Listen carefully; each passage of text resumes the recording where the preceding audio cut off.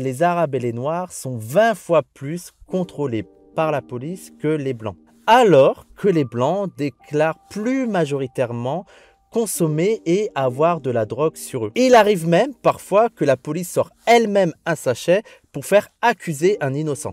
Un policier lance un sac en plastique blanc au pied de Jonathan S. avant de le ramasser et de le brandir.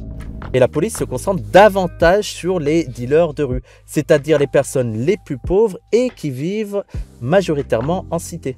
Pourtant, il y a toute une économie intermédiaire de petits vendeurs qui fournissent de la drogue autour d'eux, que ce soit dans la zone rurale ou dans les milieux bourgeois. Ils sont plus souvent blancs, mais ils ne sont pas considérés comme des dealers parce qu'ils ne font pas de deal de rue. Ces revendeurs-là ont l'esprit tranquille parce qu'ils sont beaucoup moins arrêtés. Et il arrive même que parfois ils deviennent députés. Mais on t'aime bien Louis, hein, t'aimes bien. Il est cool Louis. Et si dans les rues, les policiers contrôlent davantage les Noirs et les Arabes, ce n'est pas en raison de leur style vestimentaire. Et il ne faut pas inverser les choses. C'est pas le style vestimentaire qui va stigmatiser l'indigène, mais c'est l'indigène qui va transmettre son stigmate à son style vestimentaire. En effet, quand ils sont habillés pareil, les non-blancs sont toujours plus contrôlés que les blancs.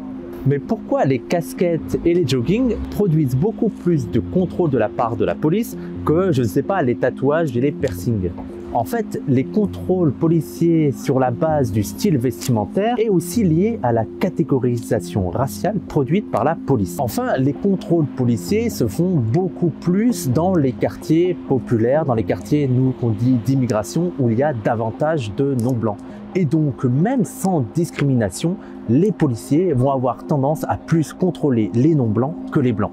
Et lors de ces contrôles, les policiers font 3 fois plus souvent une palpation si la personne contrôlée est non blanche.